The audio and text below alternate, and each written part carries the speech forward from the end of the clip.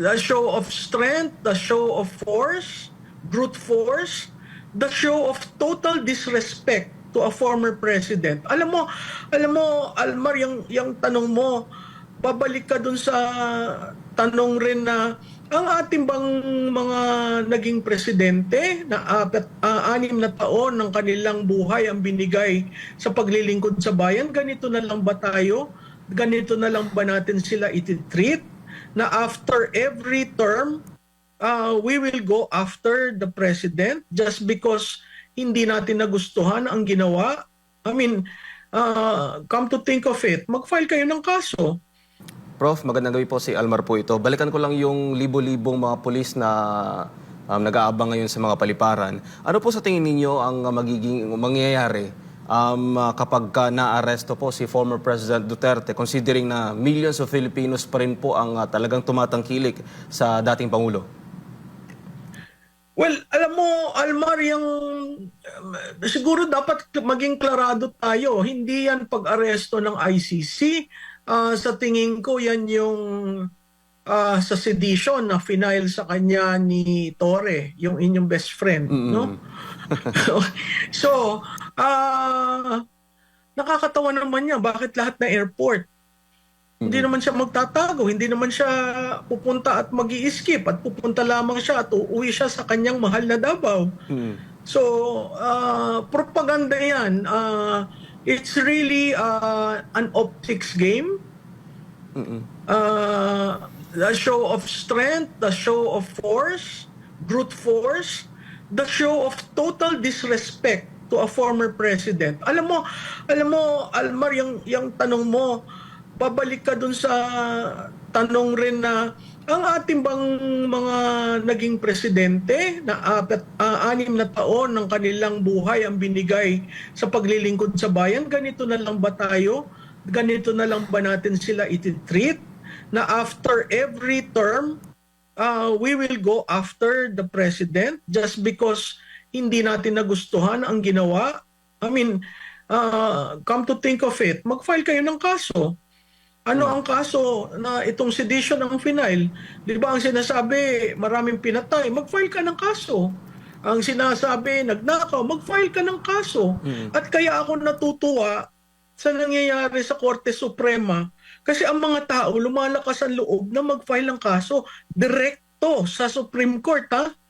Ilan yung kasong sunod-sunod? I mean, pagtatanungin mo ako, Almar, itong mga hearings, oral arguments, they have a direct impact on the campaign. Hindi magkaintindihan ang mga politiko, especially the 215 na pumirma, at especially those involved sa blank committee report. Paano mo yan sasagutin sa kung ikaw ay re-electionist?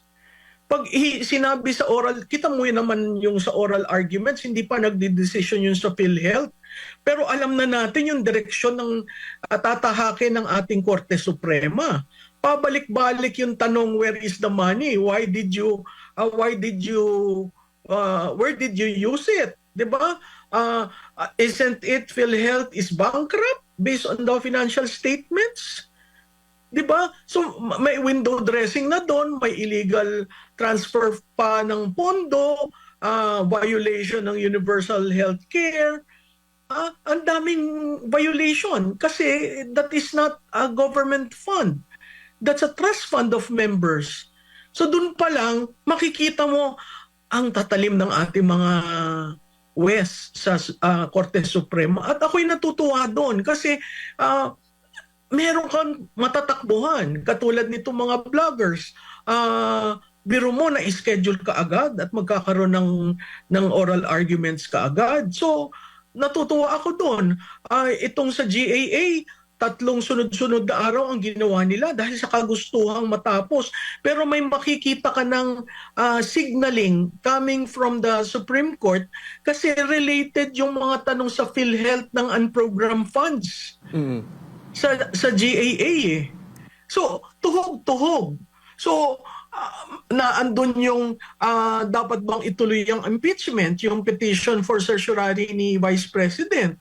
So, very, very critical yung mga issues na dinulog sa Korte Suprema. Kaya ang mga ginagawang mga kapulisan, baka pwede natin rin yan idulog sa Korte Suprema. Saan ba ang meets and bounds ng police operation? 'Di ba?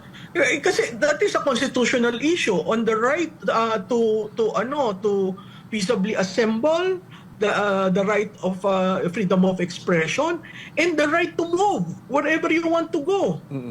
That is a constitutional right. Pag nagkaroon na naman ng isa dyan na, hindi nga, itulog natin sa Korte Suprema. This administration is being held in check by the Supreme Court. And I'm so happy that there is one branch that is operating well and for the people. So yan yung mga practice. Biro mo namang imbis na ayusin mo ang peace and order situation, magpupunta ka sa lahat ng international airport. Why? Ba hindi nyo ayusin ang droga, ang laban sa droga, yung talipapa sa Pasig, bukas na naman. Diba? Yung mga bagay na, at pag kinonek mo yan, Almar, doon sa, bakit umiiyak ang mga OFW? Ako, I was so surprised watching your coverage. Sabi ko, bakit umiiyak itong mga ito? Simple lang eh. Kasi nababagabag sila sa mga kapamilya nila, kasamahan nila sa bahay, sa komunidad, na hindi na naman tahimik ang daan natin, ang mga daan natin. So, simple lang ang gusto ng Pilipino. May peace and order.